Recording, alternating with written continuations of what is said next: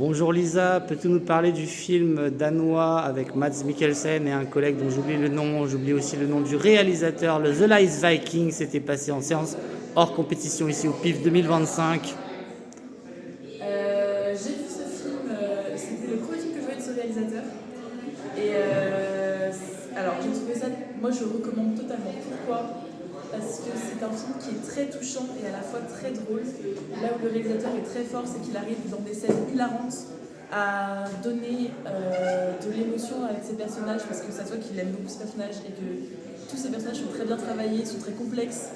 Ils ne sont pas définis avec une seule caractéristique, ils ont tous plein de choses à donner, à dire. Les acteurs sont excellents, Mads Mikkelsen est vraiment très bon dans ce film. Il est très touchant et en même temps on rit beaucoup, toute la salle riait, c'était très agréable. Et à la fois on pleure, parce que moi j'ai beaucoup pleuré à la fin. C'est vraiment cet amour fraternel qui se construit dans ce film, ces frères qui réapprennent à s'aimer, qui réapprennent à se connaître aussi.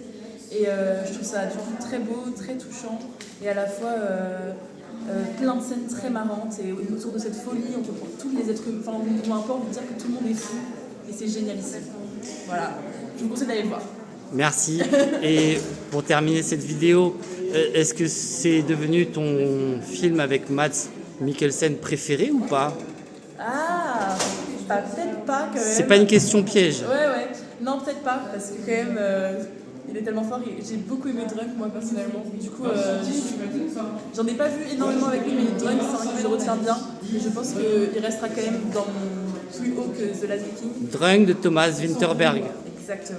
Le mec qui a fait La Chasse et Festen. Et j'ai pas vu La Chasse. J'ai pas vu La Chasse non plus, t'inquiète pas. Donc je ne peux rien dire, mais en tout cas, c'est vrai que après The Last Viking, il joue, enfin son personnage, c'est un personnage qu'on n'a pas tendance à le voir dans ce genre de rôle, parce que pour le coup, il joue plus des personnages soit des méchants, soit des personnages plus adultes qui ont vraiment un truc avec un. En fait, là, il a vraiment un personnage complètement hors du commun, complètement loufoque. Ouais.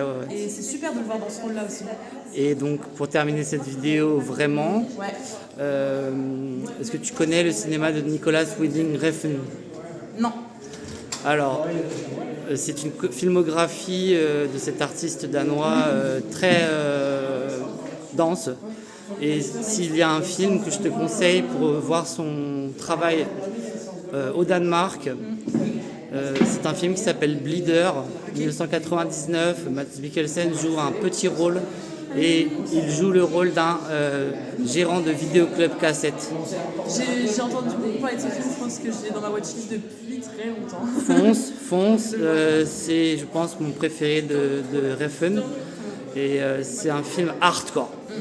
Il est traumatisant. Il paraît que c'est très dur. Et pourtant, Mads Mikkelsen et sa copine dans le film sont, comme tu dis pour The Last Viking, très touchants, parce que c'est une histoire d'amour authentique dans un Danemark dont on ne le voit pas.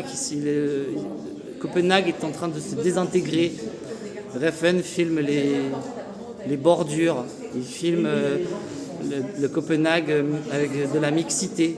Ils vont acheter, tu sais, des canettes aux Pakistanais. Et on voit du racisme. C'est un film qui est court et qui a fait sensation à l'étrange festival 99. Ok, ouais, j'en ai vachement entendu parler. Faut que je regarde, merci beaucoup pour cette reco. Je t'en prie, merci de cet échange. Pas de problème, merci.